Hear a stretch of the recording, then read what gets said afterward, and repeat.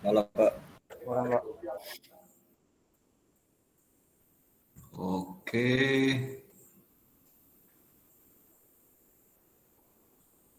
Oke, sip ya.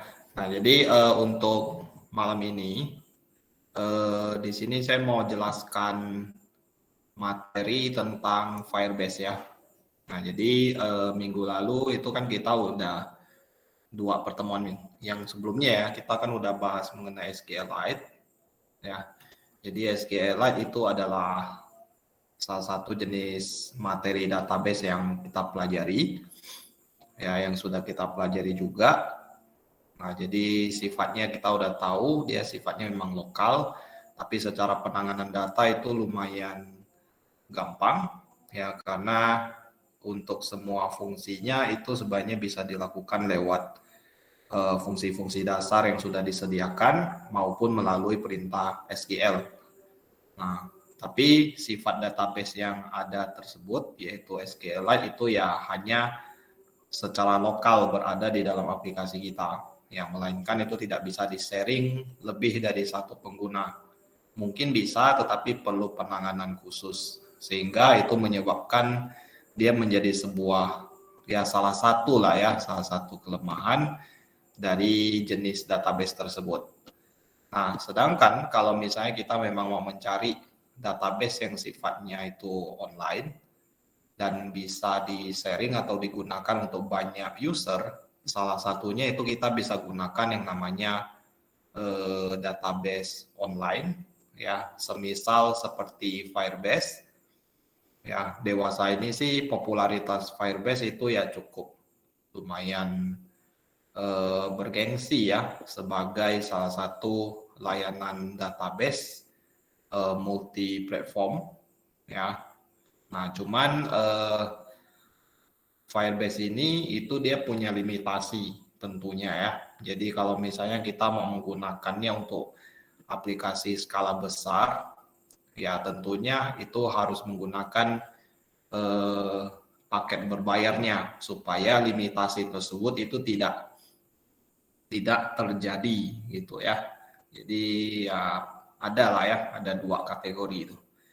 Nah, Firebase itu database online yang nanti akan bisa kita kelola lewat sebuah web ya. Jadi di sini saya sudah sediakan sebuah tautan atau link. Jadi kalau misalnya Anda klik, itu Anda akan diarahkan ke halaman atau web firebase.google.com. Nah, Firebase seperti yang sudah ada di URL-nya atau domainnya itu menjelaskan bahwa Firebase itu ya memang salah satu jenis layanan yang dimiliki oleh Google. Nah, seperti yang bisa kita lihat di sini yaitu dia menyediakan sebuah platform untuk mengelola data ya. Nah, itu cukup penting. Nah, pemakainya kayak gimana?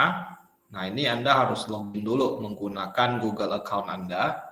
Boleh pakai Google account pribadi ataupun dari yang ujungnya itu Widyadharma.id, ya email kampus itu juga bisa. Jadi karena ini platformnya Google ya pasti bisa gitu ya.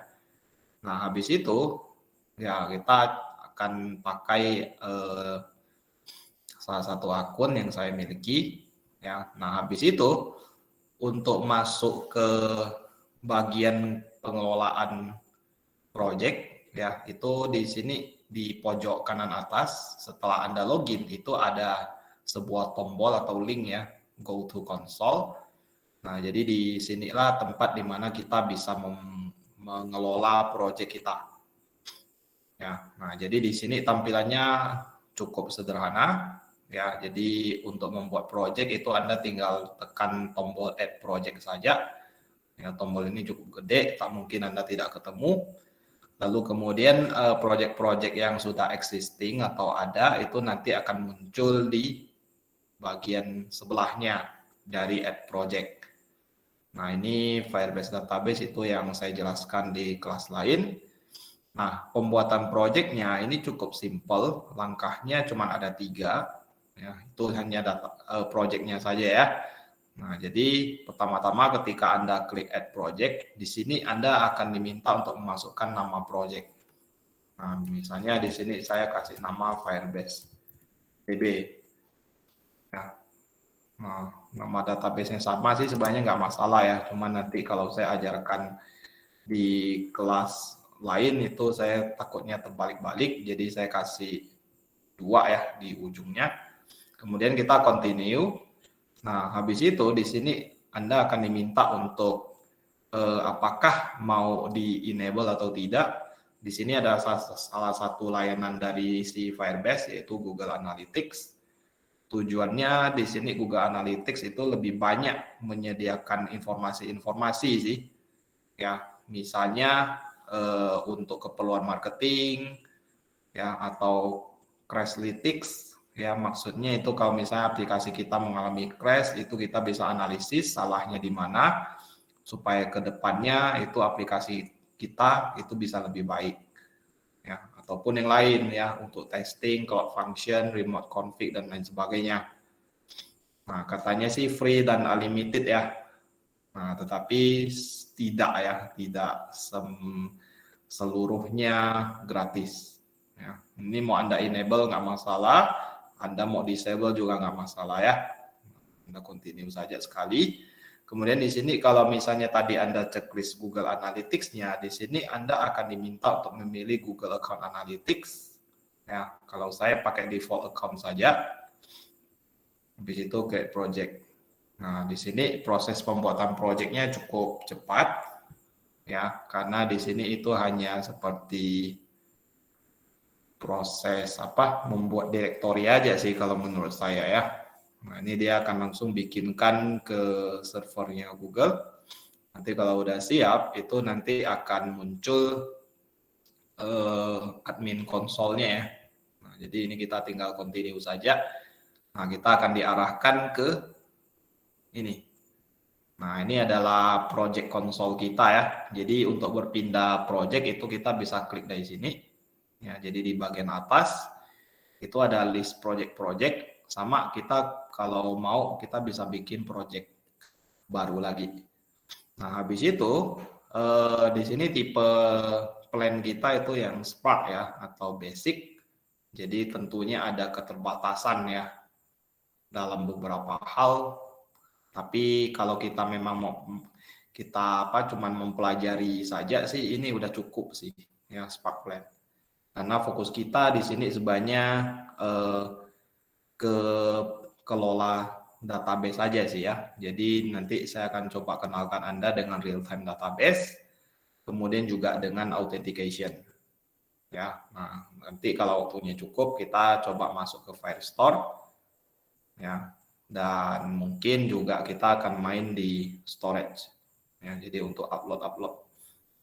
Oke, kita coba lihat dulu yang real time database. Nah, oh ya, jenis database yang ada di Firebase di sini ada 2 jenis ya, ada Firestore dengan real time. Perbedaannya cuma satu saja ya. Kalau yang real time database itu database yang sifatnya seperti tree view ya, seperti cabang-cabang pohon. Kalau Firestore itu dia lebih ke dokumen base ya. Nah, secara struktural, database yang dimiliki oleh Firebase itu berbeda dengan struktur database yang sudah pernah kita pelajari sebelumnya misalnya di MySQL ataupun di database yang lain gitu ya. Nah, untuk MySQL sendiri itu kan database itu pasti terdiri atas tabel-tabel. Nah, di dalam tabel-tabel itu pasti ada field-field yang membangun si tabelnya. Lalu field tersebut itu kan kalau misalnya kita create di tabel tersebut ada 5 buah field. Nah, masing-masing field itu kan harus diisi datanya. Sementara kalau misalnya kita biarkan salah satu kolom itu boleh dikosongkan, ya berarti kita harus melakukan pensettingan supaya kolom tersebut bisa null, tidak diisi. Tetapi secara struktur data dia tetap ada 5 field. Ya. Nah, beda dengan database yang ada di Firebase. Ya. Jadi setiap baris data itu jumlah fieldnya sebenarnya bisa berbeda satu dengan yang lain. Jadi misalnya data pertama itu ada 4 atribut, data keduanya bisa saja cuma 3, data ketiganya bisa aja lebih dari 5 ya. Nah, jadi bisa macam-macam seperti itu. Oke, nah kita coba lihat ke real time database dulu. Oke. Nah, pembuatan real time database itu cukup gampang ya. Anda tinggal klik ya, create database-nya. Anda nggak perlu mendefinisikan nama database. Anda cuma perlu memilih lokasi real time database kita. Di sini dia sediakan 3 tempat ya, ada US, ada Belgia, sama Singapura. Ini Anda pilih yang manapun sama saja ya. Ya biasanya sih perbedaan di 3 tempat ini cuman kecepatan aksesnya saja sih ya. Dekat belum tentu cepat sih ya. Oke, habis itu next. Nah di sini Anda diminta untuk mengatur security rules ya. Ada 2 jenis yang disediakan, ada log mode dengan test mode. Log mode itu artinya kalau kita mau mengakses data atau memanipulasi data, kita harus terautentikasi dulu. Ya. Kalau kita belum terautentikasi atau istilahnya belum terregister di project ini ya, di Firebase-nya, itu kita tidak akan bisa mengakses datanya secara bebas. Ya, jadi harus login dulu, ya, register, kemudian login, baru kemudian kita bisa akses data. Nah, kedepannya ya baru kita baru perhatikan hal seperti ini ya. Nah, karena kita memang mau testing real-time database-nya dulu, ya nanti kita akan edit supaya rules-nya itu masuk ke mode public. Ya, mode public di sini dia tidak sediakan ya. Adanya cuma log mode dengan test mode. Kalau test mode itu biasanya kalau kita pilih, dia itu aktifkan, tapi menggunakan satuan waktu. Biasanya cuma sebulan, habis itu nanti akan switch kembali ke log mode. Nah ini sih amannya sih ya, supaya kita nggak lupa untuk men-setting mode database-nya ya, supaya nanti tidak ada pihak luar yang istilahnya ngaduk-ngaduk data kita gitu ya. Nah, tapi karena ini nantinya kalau sudah selesai saya ajarin, saya hapus ya, ini nggak masalah ya, yang mana saja. Oke, saya biarkan dia di log mode dulu, kemudian saya enable.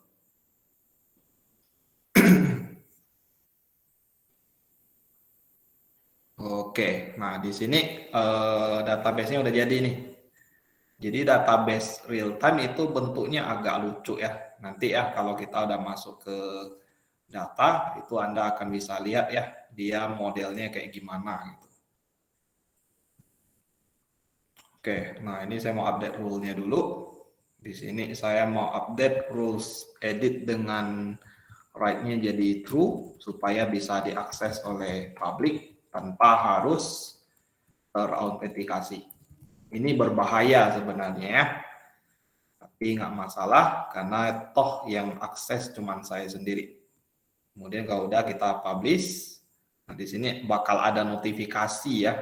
Your security rules are defined as public, so anyone can still modify or delete data in your database. Ya, nggak masalah, biarkan ya. Oke. Nah, sampai di sini berarti database kita itu udah siap dipakai. Nah, sekarang kita tinggal kembali ke Android Studio kita. Nah, kita bikin dulu nih project Firebase. Ya, tipenya empty activity dulu. Habis itu ini nama database-nya misalnya Firebase DB2. Ya, tokin dengan ini ya nama project di sini ya. Tapi Anda nggak mesti bikin sama ya, nggak masalah. Ya. Kemudian finish, kita biarkan dia Gradle-nya jalan dulu. Nah, sambilan ya. Nah, di sini Android Studio Anda supaya nanti Anda bisa connect dengan lancar ke Firebase. Nah, sebaiknya Android Studio Anda itu Anda hubungkan saja dengan Google account Anda. Jadi di pojok kanan atas di bawah ini tombol X itu ada satu kotak kecil ya yang isinya itu kalau misalnya saya sign up dulu ya dia bentuknya kayak gini ya, kalau diklik dia keluar Google, sign in with your Google account to start adding cloud functionality to your Android application from Android Studio. Nah ini kita hubungkan dulu nih, kita sign in ya, habis itu pilih Google account yang mau kita hubungkan, misalnya saya pakai yang ini. Nah, habis itu kita allow. Nah, sampai di sini nanti akan ada tulisan bahwa Anda sudah sign in ke dalam Android Studio. Oke, habis itu sementara kita biarkan dulu. Nanti di Android Studio-nya ini udah terhubung nih. Nah, udah muncul nih ya nama alamat email kita ya. Nah, habis itu untuk mengkoneksikan project kita dengan Firebase Database, kita mainnya di sini di bagian tools ya. Nah, jadi ada satu submenu namanya Firebase. Nah, ini kita tinggal hubungkan saja menggunakan bantuan asisten yang ada. Ya, sebenarnya kita bisa sih tidak menggunakan asisten ini. Kita tinggal tambahkan coding-codingnya di Gradle, habis itu udah selesai. Ya. Nah, tapi di sini karena kita anggapannya pemula ya, jadi kita gunakan asisten yang ada saja. Jadi karena kita mau hubungkan file real-time database, berarti kita pilih yang ini, real-time database. Nah, habis itu Anda klik yang get started with real-time database. Ya, di sini ada dua ya, ada yang versi Kotlin, ada yang versi Java. Oke, kita pilih yang real-time database. Nah, habis itu di sini ada beberapa tahapan ya yang harus Anda lakukan. Sebenarnya dua saja sih ya, connect, habis itu add real-time database. Nah, kita klik dulu connect to Firebase-nya. Nah, di sini nanti kalau project-nya itu baru Anda bikin, nanti itu ada semacam notifikasi yang mengharuskan project kita itu untuk di-build dulu sebelum connect ke Firebase. Nah, ini kita lakukan dulu. Nah, ini cuma sekali sih ya settingnya ya. Jadi nggak setiap Anda buka project itu selalu Anda lakukan ya. Nanti biarkan dia build dulu. Nah, ini biasanya butuh waktu, apalagi kalau ada download-download. Moga-moga sih nggak ada ya. Oke, nah ini udah selesai. Nah, baru kita connect nih ke Firebase-nya. Nanti waktu Anda connect itu dia akan buka konsol Firebase. Nah, ini kita hubungkan dengan project yang tadi kita udah buat. Ini dia connect-nya ke akun satunya. Saya pindah dulu. Oke, nah kita connect-nya ke ini ya, Firebase DB2 ya. Nah, ini diklik. Nah, nanti akan keluar ini loadingan import ya antara Android Studio dengan Firebase. Nah, ini tinggal Anda klik connect saja. Oke, nah ini akan ada tulisan connected. Berarti tahapan pertama kita udah beres. Nah, seharusnya di sini ada notifikasi, ada checklist warna hijau. Cuman ini sepertinya ada ngebug sedikit, jadi dia nggak muncul ya. Jadi kita langsung lanjut ke tahapan kedua, yaitu add real-time database SDK to your app. Nah, ini kita klik.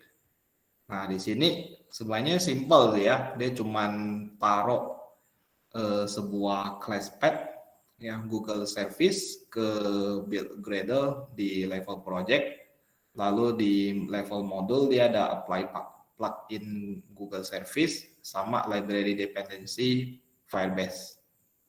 Nah, ini kita accept aja dulu biar dia tambahkan otomatis. Jadi kita nggak perlu tambahin manual lagi gitu. Nanti di bawah itu akan ada keterangan untuk downloading Google Services-nya sama library real-time database. Nanti kalau udah selesai, nanti keduanya akan muncul tanda centang warna hijau ya, yang artinya project kita itu udah siap dipakai untuk connect ke Firebase.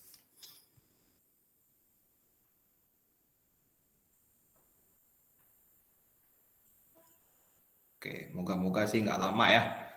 Ini di sini posisinya habis hujan ya. Takutnya sih ada gangguan koneksi ya, jadi downloadingnya bisa saja lama. Nah, ini udah jadi. Nah, ini ada tulisannya, warnanya sudah hijau, berarti dua-duanya itu udah connect. Ya, sisanya nggak usah.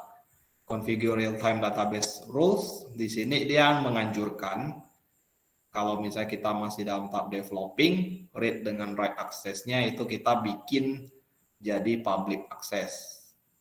Ya, nah, supaya gampang aja gitu ya, nggak perlu harus main authentication dulu. Nah, habis itu write to your database dengan read from your database itu dia cuma sediakan coding gimana cara codingkannya ya. Nah, ini gampang kok ya. Oke. Nah, kalau udah asistennya ini kita tutup saja. Kita langsung mulai ngoding ya. Nah, jadi untuk layout utamanya itu nanti kita langsung hajar pakai recycle view. Jadi ini saya ganti layoutnya jadi relatif dulu karena kita coba eksperimen pakai ini ya, floating action button ya. Oke, ini saya kasih padding dulu 16 dp. Saya nggak pandai desain ya, jadi kalau jelek ya harap maklum ya.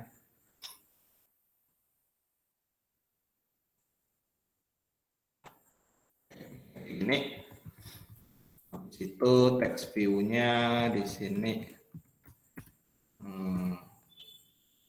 Nah, ini judulnya ya. Saya ganti di data mahasiswa.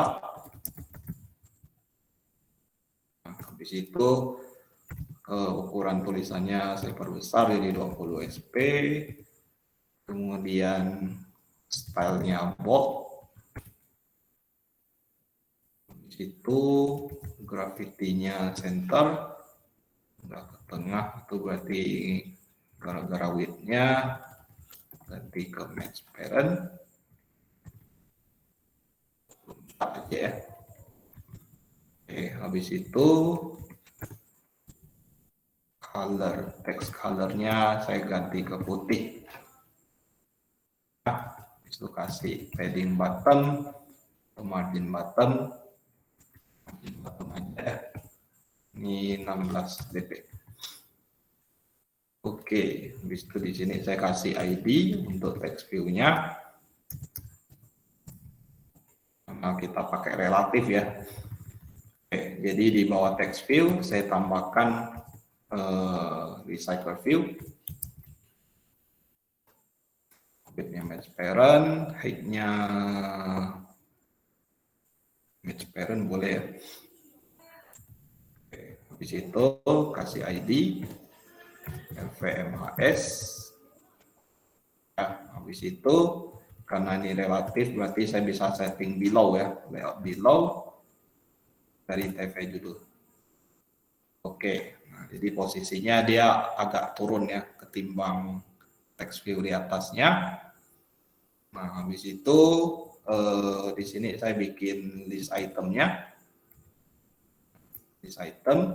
Nah, ini kita bikinkan layoutnya ya. Misalnya item row data. Oke. Nah, ini biarkan error dulu. Kita tambahkan ini ya, satu floating action button. Nah, width-nya red content. Nah, bentuknya seperti ini ya, bulatan berwarna hijau defaultnya. Nah, ini kita kasih ID dulu. BTN tambah. Habis itu kita tambahkan sebuah gambar untuk ikon tambahnya. Pakai vektor asset. Kemudian kita cari ikon tambah, bahasa Inggrisnya add ya. Oke. Ini. Oke. Next, finish. Oke ya. Nah, habis itu di sini kita tambahkan atribut SRC, hubungkan ke drawable. Nah, maka di situ akan keluar tanda plusnya. Kemudian kita ganti warnanya ya. Saya pakai thin aja ya. Harusnya sih thin ya. Ini warnanya ganti jadi putih. Oh, tak lupa ya. Yang app. Oke, berubah jadi putih. Nah, habis itu kita tarik dia ke pojok kanan bawah. Caranya gimana?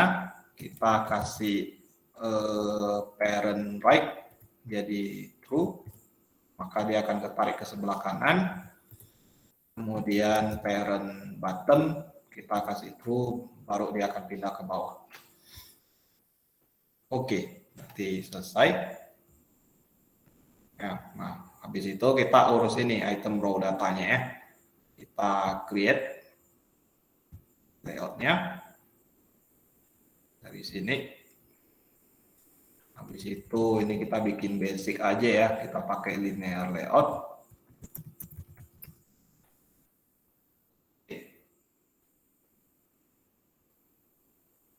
Oke ya. Oke, sip. Split. Ini height-nya wrap content. Kasih padding 8 dp.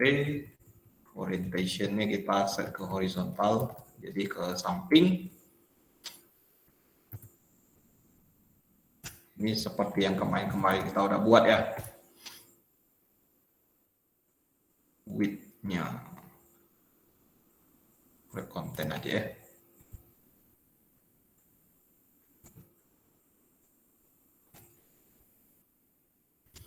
Oke, orientation-nya ini vertikal. Ya, habis itu kita tambahkan beberapa text view. Teksnya di sini adalah npm. Text style-nya adalah bold. Ya. Di situ kita tambahkan lagi. Misalnya ini kita mau bikin tentang mahasiswa lagi ya, tapi atributnya cuma 3 saja ya, biar cepat. Nah, misalnya itu bisa kita duplikasi ke sebelah kanannya.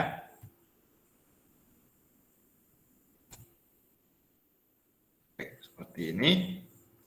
Nah, 3 text view yang ini itu kita kasih masing-masing ID-nya ya.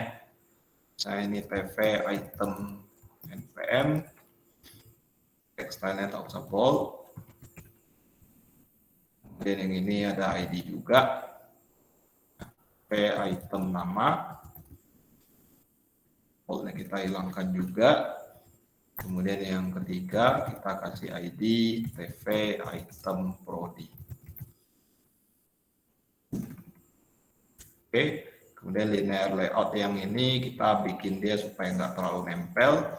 Mungkin di sini kita kasih margin left.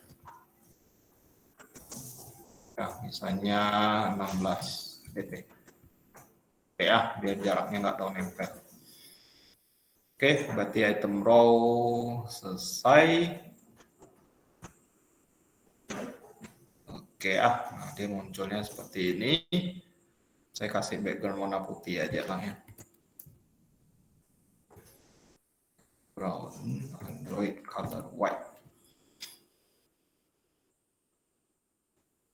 Oke, habis itu kasih margin 8 dp ya. Oke, nah biar kelihatan seperti individual semua ya. Oke, ini mungkin margin bottom aja deh.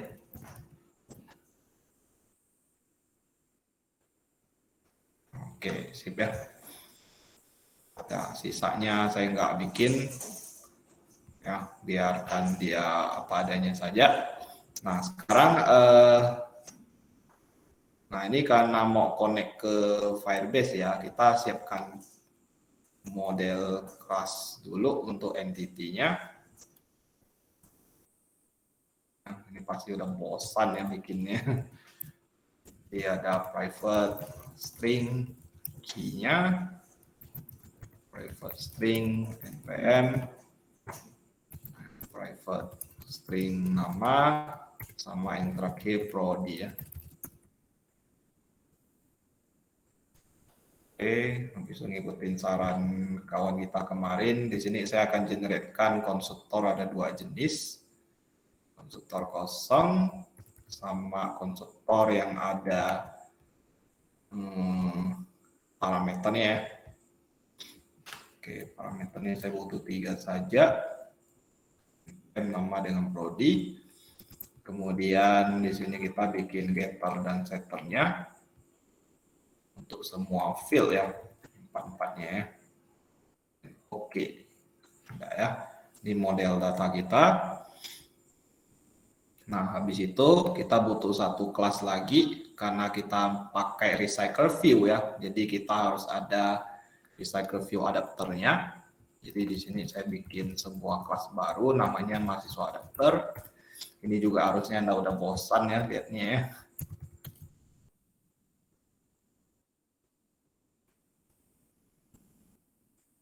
Harusnya Anda udah hafal nih codingnya nih. Nah, codingnya begini-begini terus.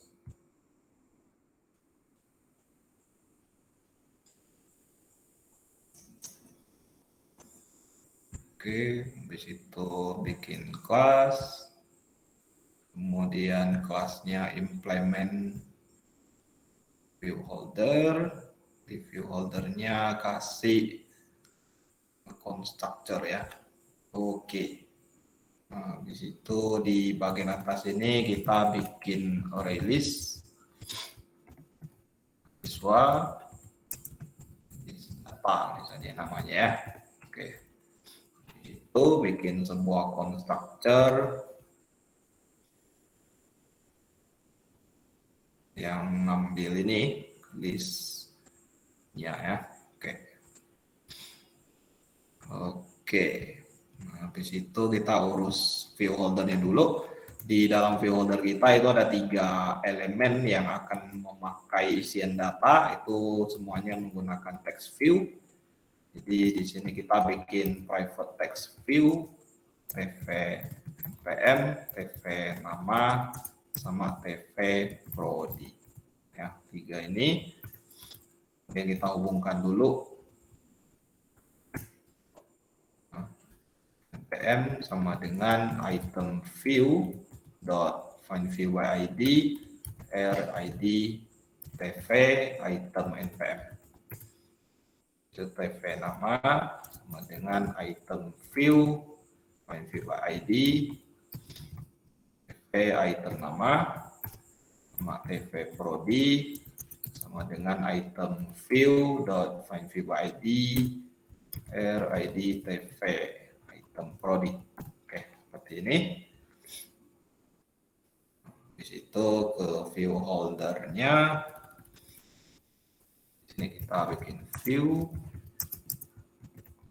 checkout inflator from parent context inflate layout dot item raw data ke parent, kemudian attach root-nya kita kasih 0, kemudian return new view holder dalam kurung view. Oke ya, itu balik ini.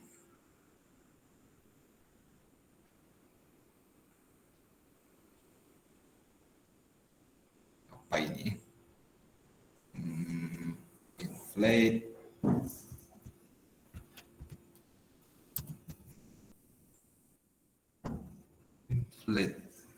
restore view groupnya parent, enter resource-nya betul, restore-nya false, sorry, bukan 0 ya, tapi false. Oke, habis itu di onBank view holder kita panggil get kelas mahasiswa sama dengan list data get position. Habis itu holder dot tvnpm titik set text dalam kurung mhs get npm. Tvn nama titik set text mhs get nama. Holder tv prodi set text mhs titik get prodi. Oke, seperti itu. Count-nya berarti list data dot size. Oke, sementara segini dulu. Nah, sekarang kita baru main ke ini ya, main activity-nya. Nah, di sini ada beberapa yang kita akan deklarasikan. Yang pertama recycle view-nya dulu. PMHS. Habis itu floating action button kita ya. Button btn tambah ya. Nah, nanti selebihnya baru kita akan tambahkan. Habis itu di bawah sini kita hubungkan keduanya dulu ke ID-nya masing-masing. S itu btn tambah sama dengan point view ID tambah. Oke ya. rvmhs set fixed size-nya true. mhs titik set layout manager new linear layout manager dalam kurung main activity dot list. Oke, habis itu nah, kita akan connect ke ini ya, Firebase-nya ya. Jadi pertama-tama harus ada ini dulu, Firebase app initialize app ya. Activity this ini. Kemudian di sini kita bikinkan dua variabel. Yang pertama private Firebase database. Di sini kita namakan misalnya FireDB. Habis itu yang kedua itu adalah database reference yang misalnya dbref. Ini ya. Habis itu kita inisialisasi Firebase DB-nya dulu. Ya. Itu apa deh? Kalau nggak salah get reference. Ya. Atau gini dulu kali.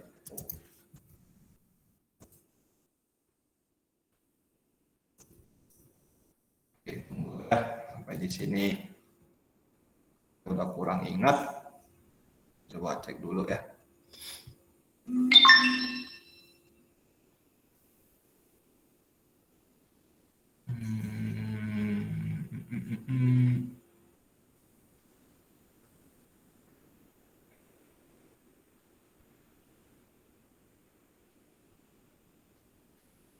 Oke, ini udah.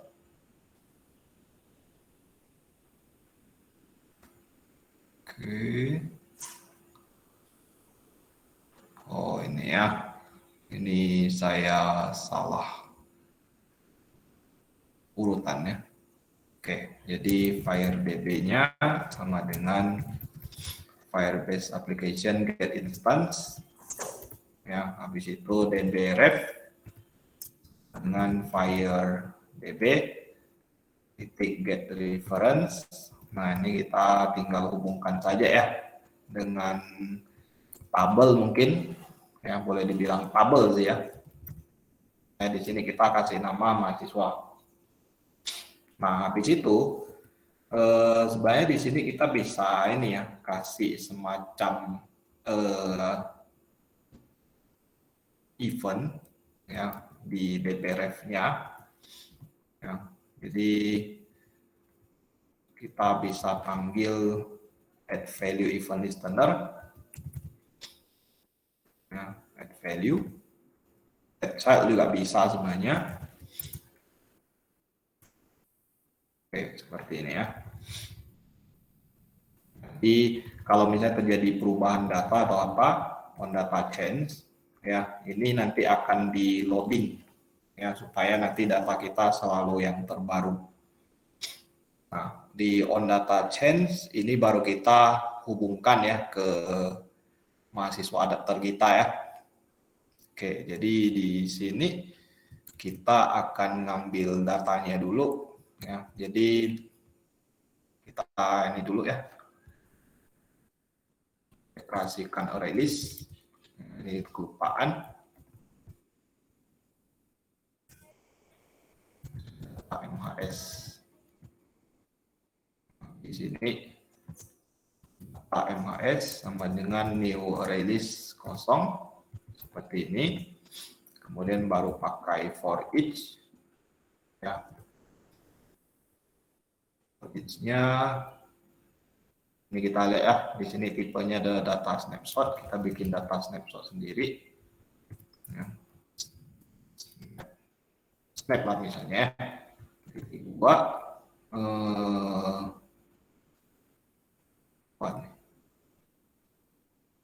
snapshot.getChildren ya.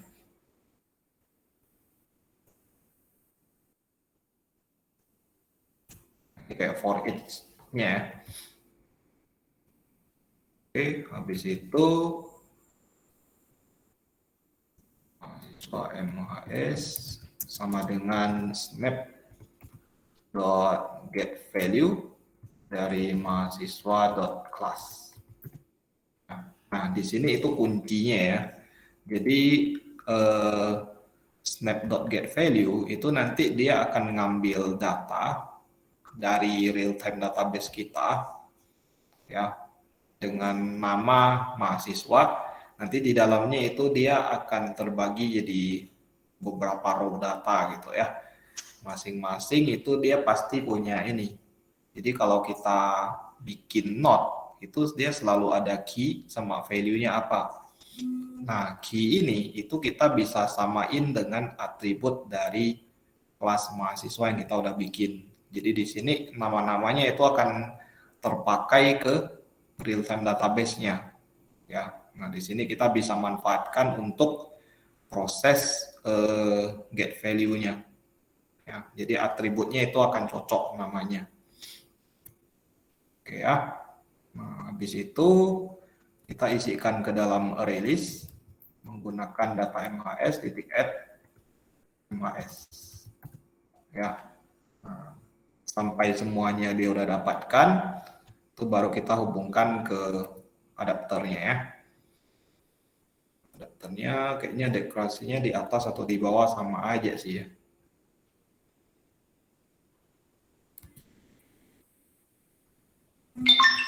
Oke, saya tambahkan private mahasiswa adapter ya.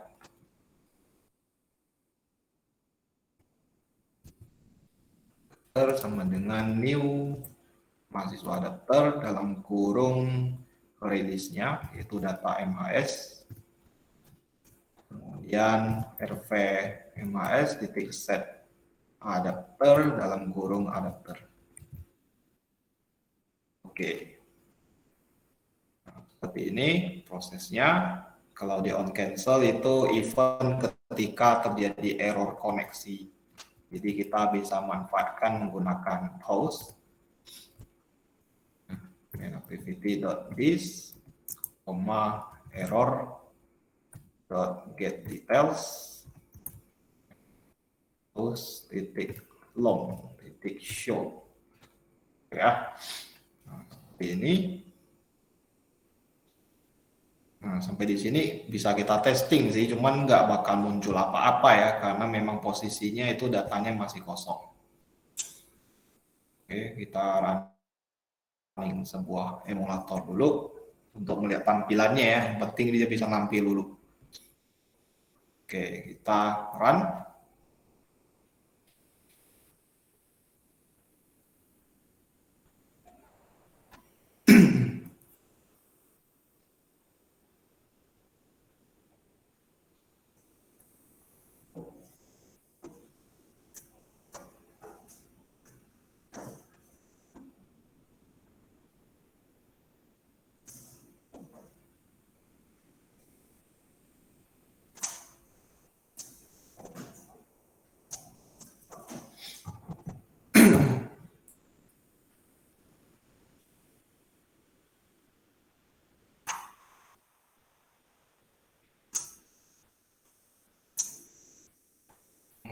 lama juga ya, semenitan lebih nih. Apa yang terjadi? Moga-moga sih lancar ya. Agak ngeri-ngeri soalnya kalau main Firebase. Codingnya sih nggak panjang. Ya, seperti ini coding untuk ngambil data memang pendek. Ya, cuma begini doang. Ya, dia pakai array, pakai perulangan ya untuk masukin data. Ini salah satu caranya aja sih ya, bukan cara satu-satunya. Nah ini nampil, tapi masih kosong ya, karena memang datanya itu kita belum punya. Nah, kita coba nambahin data lewat ini ya, floating action button ya. Jadi nanti kalau floating action button ini diklik, nanti akan muncul sebuah form ya, kita pakai alert dialog. Nah, nanti kita bikin layout untuk isian datanya. Nah, kalau kita save nanti si alert dialognya akan tutup dan data di belakangnya akan langsung terrefresh. Jadi recycle view-nya itu akan langsung muncul data. Oke, nah untuk membuat yang model seperti itu berarti kita harus tambahkan layout baru. Yang kita tambahin dulu, ini layoutnya sederhana saja. Namanya misalnya form input data ya. Untuk elemennya kita ganti ke linear. Kemudian oke kan. Oke ya, ini kita split saja. Match parent, height-nya red content aja ya. Oke, habis itu di sini kita gunakan text input edit layout. Parent, red content ya. Kinnya di sini misalnya input kan npm. Ya, input type-nya number. Max length-nya 8, ya, single line-nya true, habis itu margin bottom-nya 8 dp. Lalu yang di sini kita kasih padding 16 dp ya, banyak 8 saja seperti ini. Kemudian setiap text input nanti kita kasih ID. Ya, ini bisa ed npm. Oke, di bawahnya lagi kita tambahkan dua buah lagi ya.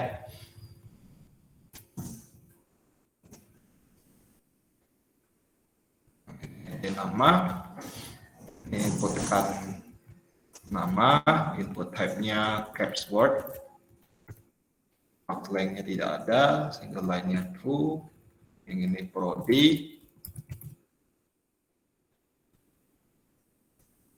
inputnya juga samain aja dengan nama, max length-nya hapus. Oke, jadi layout kita sesimpel ini saja ya, 3 text edit. Oke, nah kalau udah ini kita tinggalkan. Sekarang kita fokus ke main activity untuk memanggil si form ini ya. Oke, jadi kita kasih coding di btn tambah dulu. Nah, btn tambah titik set on ke listener, ya, new view on ke listener. Nah di sini kita manggil ini ya, fungsi aja deh. Data lah ya.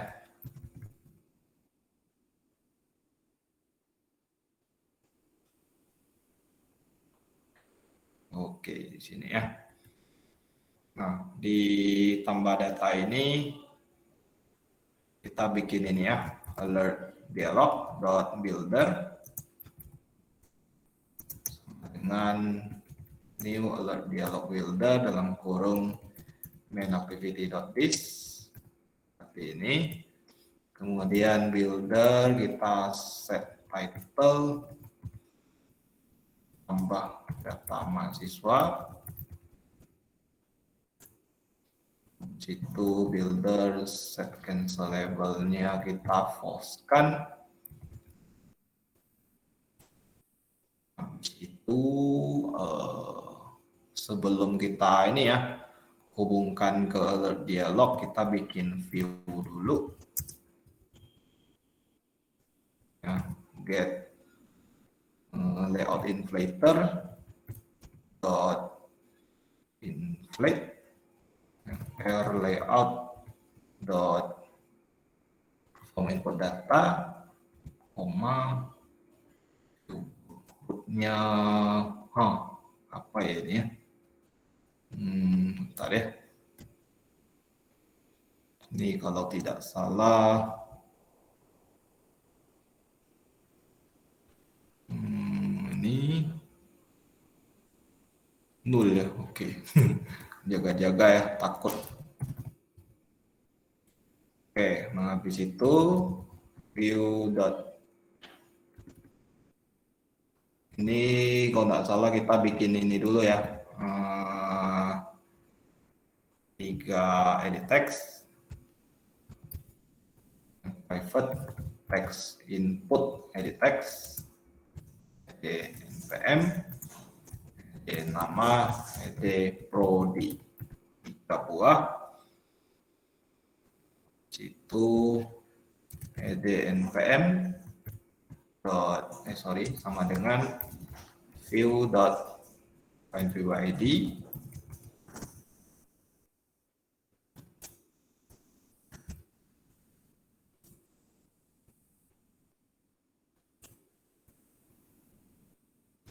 nama dan ed prodi sama dengan view find view id rid ed prodi.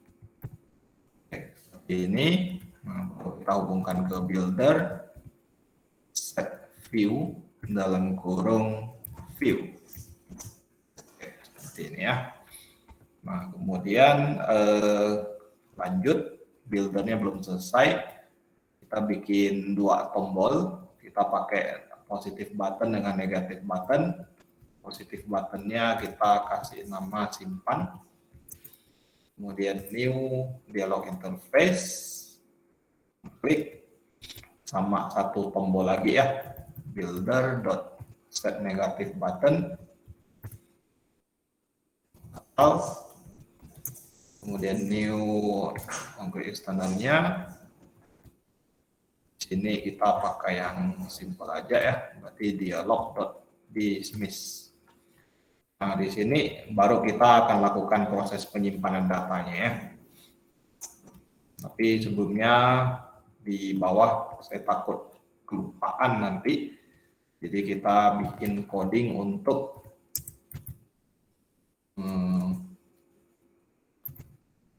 ambil ini ya, dialognya ya. Biasanya di ujung saya suka kelupaan, makanya dialognya nggak bakal muncul. Ya, nah habis itu di bagian on click untuk yang simpan, nah ini kita bikin coding untuk nyimpan datanya ya. Nah kalau di modul nyimpan datanya itu ada fungsi terpisahnya ya. Nah ini mungkin bisa saya satukan saja supaya codingnya bisa lebih hemat ya, atau mungkin tidak bisa dilakukan ya, makanya dipisah seperti itu ya. Oke, saya coba saja. Jadi kita ambil apa yang sudah diinputkan oleh user di masing-masing edit text ke variabel supaya kita lebih gampang untuk menginstruksikan data untuk dikirim ke Firebase-nya ya.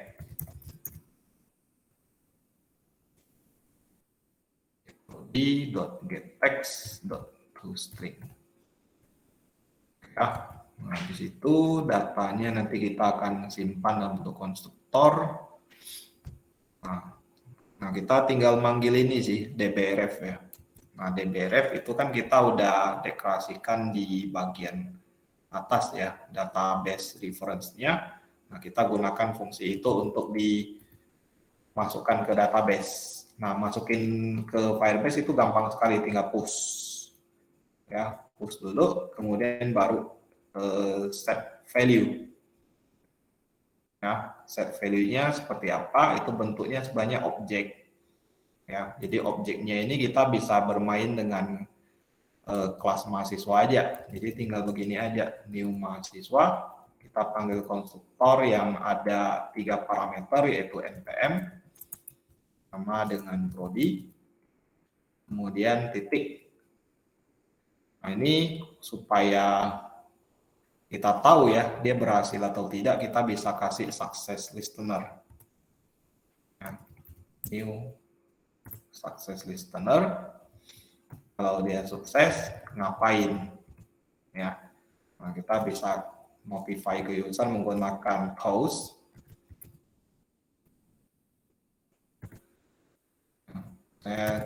Data berhasil ditambah, simpan lah misalnya ya.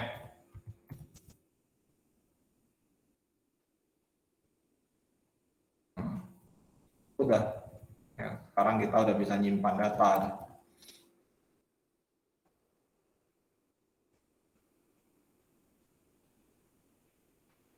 Oke ya, kita coba reload coding kita coba lihat ya, alert dialognya bisa nampilin form atau tidak. Agak ngeri juga itu ya.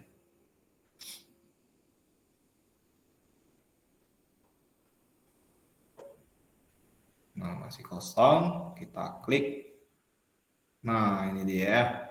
Jadi dibentuk formnya sudah seperti modal yang ada di Bootstrap ya. Jadi dia nampil seperti ini. Nah, alert dialognya ini hasil bikinan kita. View-nya kita hubungkan seperti ini. Kemudian ada 2 tombol yang kita udah set, simpan dengan batal munculnya di bawah. Kemudian ini inputan yang bisa kita simpan di sini. Ya, misalnya kita tambahin data 242013 di prodinya misalnya informatika. Kalau udah, kita bisa klik simpan. Nah, akan ada notifikasi ya, data berhasil disimpan dan di sini muncul datanya tuh. Dan di Firebase kita itu juga bakal muncul. Ya, ini di close dulu ya. Nah, dia not datanya seperti ini. Ini boleh Anda bilang ini adalah tabel ya. Sebenarnya sih cuma not aja. Jadi bisa multi tabel sebenarnya di sini. Nah, di dalamnya kalau Anda buka ya, di sini nanti akan ada kode yang aneh. Ini primary key ya, boleh dibilang seperti raw data, ini primary key-nya. Lalu datanya di mana? Anda buka lagi. Nah, ini ada atribut-atributnya, nama, npm dengan prodi. Nah, di sini ada nama, ada value-nya. Jadi namanya body, npm-nya begini, prodinya begini.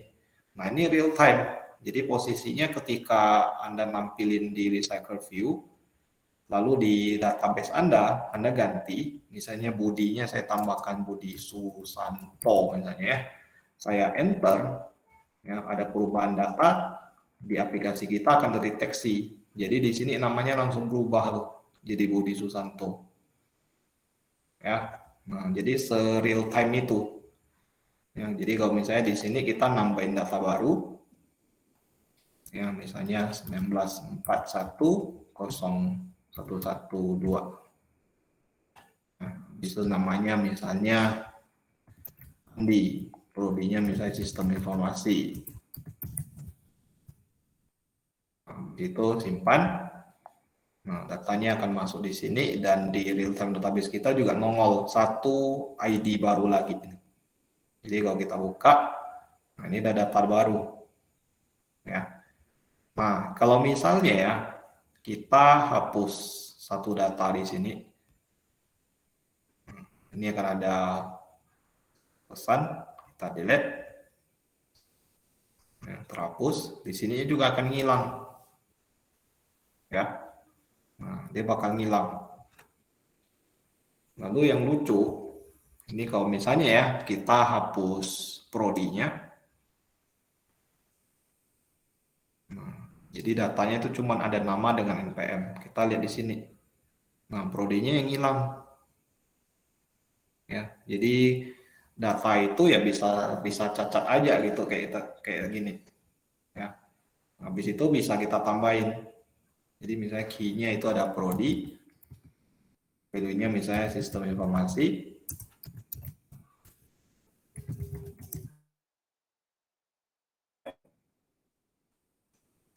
Nah, nongol nanti di sini. Prodinya bakal keluar nih. Seharusnya ya. Seharusnya.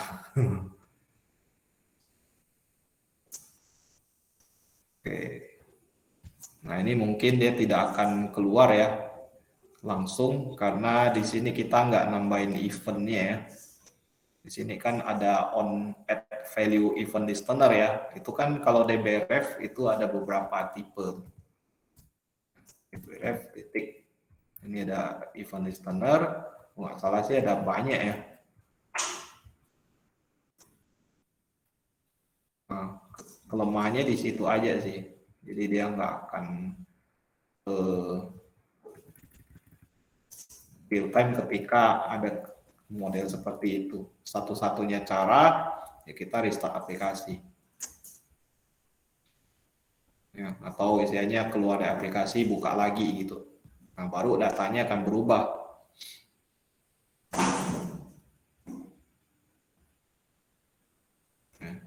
Nggak keluar ya. Berarti prodinya ilegal ya. Lain enggak? Beda kayaknya ya. Nggak tahu kenapa dia tidak connect nih. Kenapa ya?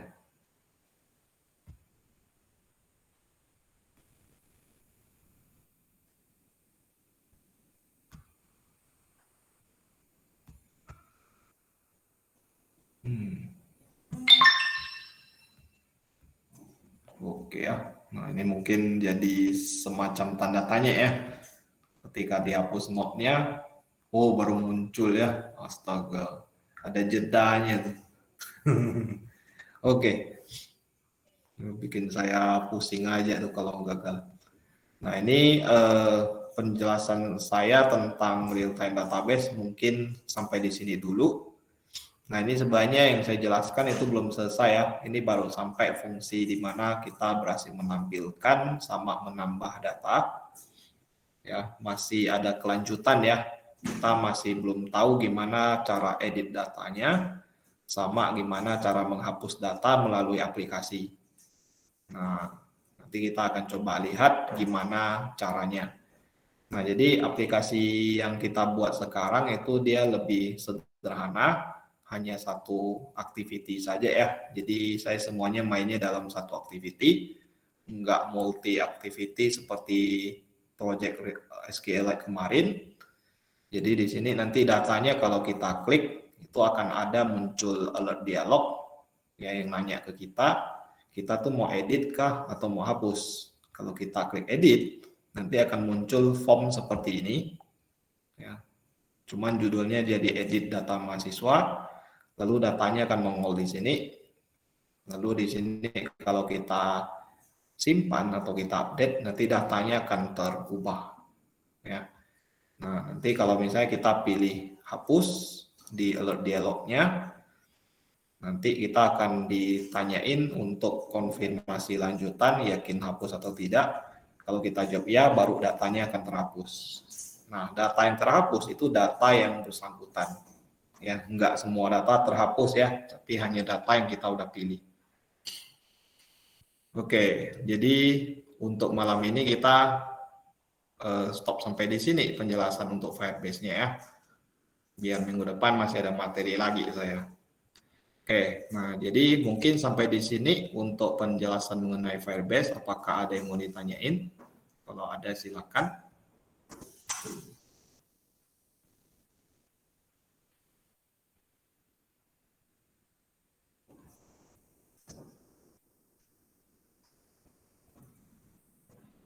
Mau nanya, Pak? Silakan. Kalau pakai contoh kayak kita pakai Firebase tapi kita setengahnya lagi tuh pakai SQLite tuh bisa nggak kayak digabung semi-semi gitu? Semi, tergantung sih ini Firebase-nya untuk keperluan apa, SQLite-nya untuk keperluan apa dulu. Contohnya kalau mau autentifikasi itu pakai Firebase, lalu masuk datanya tuh datanya tuh pakai SQLite. Oh, bisa. Bisa. Jadi untuk authentication itu kan kalau di Firebase ya, itu cukup layanannya sih cukup lengkap sih ya. Dia kan ada beberapa cara untuk autentikasi. Ya, paling simpelnya sih kita bisa gunakan native provider seperti email password. Ya, bisa juga gunakan token authentication menggunakan SMS ya, atau menggunakan model ini sign in menggunakan apa ya ini namanya, kayak akun sosial kita gitu ya. Kita bisa login by Google account ataupun yang lain gitu. Nah, habis itu template di sini itu ada beberapa yang mungkin bisa kita set ya. Jadi kalau misalnya kita mengharuskan seorang user itu harus terregister, kemudian dia harus terverifikasi dulu. Nah, itu tinggal kita setting aja sih. Nah, ini kan cukup lengkap sih. Ya, cuman ada beberapa hal yang mungkin berbayar seperti SMS ya. Ada gratisnya sih, bisa untuk kita testing, tapi harus didaftarin kalau saya tidak salah. Ya, jadi kita ngeset manual sih nomor telepon kita, lalu verification code yang kita mau atur tuh kayak gimana, kita tulisin di sini, kemudian di add. Jadi kalau nanti kita testing itu kelihatan seperti real gitu ya, padahal bohong-bohongan tuh. Karena di sini layanan untuk font itu kalau tidak salah berbayar. Nah, itu mungkin bisa kita gunakan untuk authentication. Nah, habis itu sisanya seperti yang Nopri bilang tadi itu bisa aja kita pakai SQLite untuk kelola data lebih lanjut. Nah, ya bisa login register pakai Firebase juga bisa. Ya. Oke, mungkin ada pertanyaan lain lagi.